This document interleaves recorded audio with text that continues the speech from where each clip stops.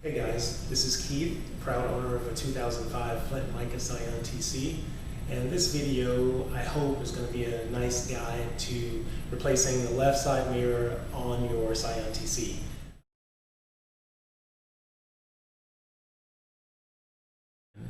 So basically I am on the inside of the car right now, and directly across from the mirror on the inside of the door frame there is a triangularly shaped piece of plastic, and I believe behind that piece is where the bolts that hold the mirror together on the door frame are kept. So what we're going to do is pop this piece off and see if we can access those bolts and then just get them undone. Alright, I've got the camera on a tripod now so I can actually use both of my hands to work. And the camera right now is pointing towards that triangular piece that I mentioned previously. So using a flathead screwdriver, I'm going to see if I can't pop this off without doing any kind of damage.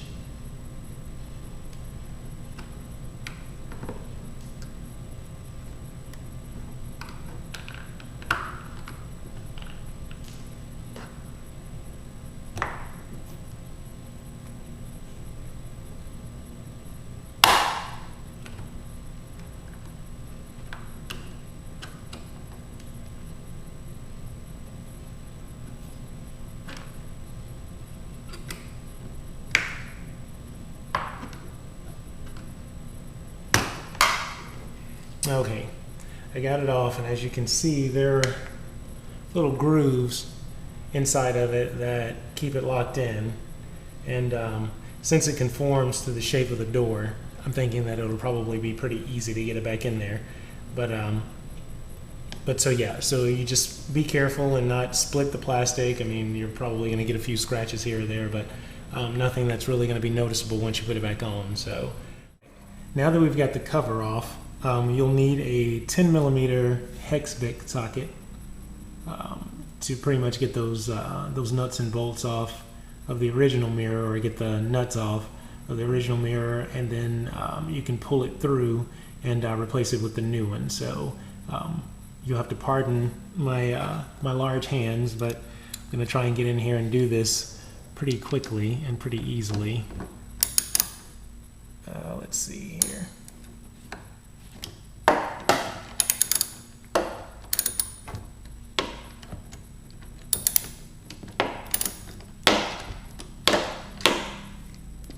And actually, as you can see, they're not very tight, so that's a little concerning, or disconcerting, but yeah. As long as they're coming off, right?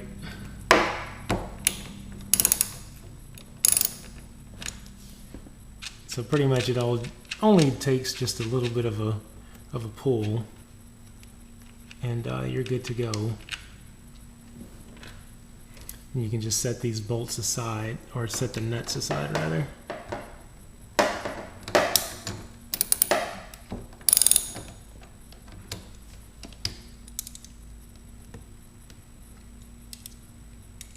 Didn't do so well with that one.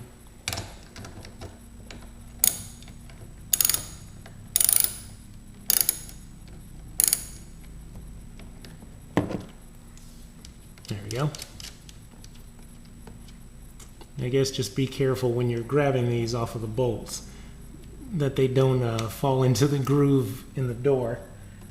If they do, the new one came with replacements, but I'm pretty sure nobody wants to have a nut rolling around in the middle of their door and making tons and tons of noise as you drive. So, all right. So to remove the wiring harness, it looks like there's a nice little catch at the top of it.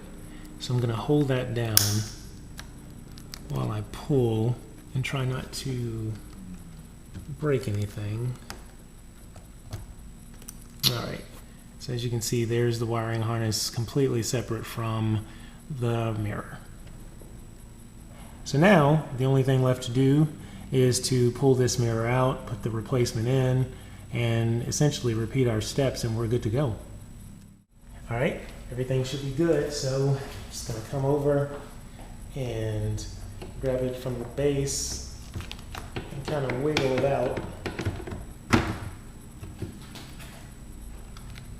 There's are going to be 2 bolts or 2 plastic little, for lack of a better term, 2 plastic little bolts that are keeping the mirror stored on the side. So I'm going to take my flathead screwdriver and see if I can't pry those off.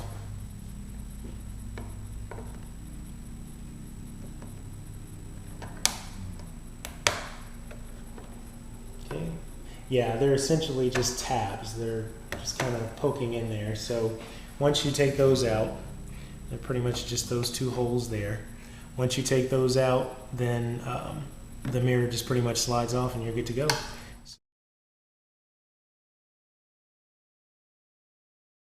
Now we're ready to put it on the door frame. So you're pretty much lining this puppy up with the holes for the bolts, and then also with the holes for these side bolts, to essentially just mimic what it looked like previously with the older one. So the 2 holes on the inside of the door fit in pretty well, and then the bolts just slide in and you're good with that part. The mirror is attached, and since it goes in pretty flush with this part, I don't think you have to worry about it slipping out on the other side, but you just want to be careful because goodness knows you don't want this thing to fall over and hit the ground and then you break another mirror because you were trying to install the new one. But basically, like we mentioned before, and I'm going to grab it on the outside because I'm a little paranoid, you essentially are just going to repeat your steps. So the wiring harness needs to go back in, and you'll hear it snap, and it goes in pretty easily. And then the next piece is just to put the new nuts on it. And I've got brand new nuts, but I actually have these same old ones, so I'm just going to keep these. Nothing wrong with them, and they should be pretty effective, just as effective as they were with the old mirror. So I'll put them on loosely right now. And again, careful not to drop any of these in your door. All right, so they're in there pretty loosely, but they're in there. So next is to just tighten them.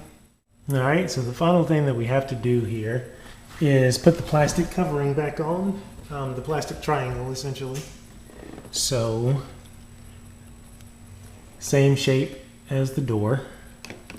We're going to just pop it in, and there are actually a couple of holes in the middle that you can't really see well, but they essentially just should just pop right in.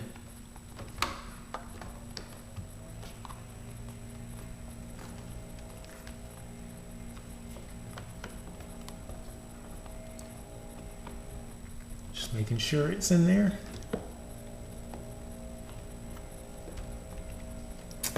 And that, I think, is it. All right, so the replacement door is in, and the last thing to do is just check to make sure that the electrical part of it is working the way that it should. So I'm gonna hop in the car and start up the electrical and make sure that this thing's good to go. So we've got our signal, which looks like it's working just fine. And then as far as mirror angle and mirror power, looks like it's good to go.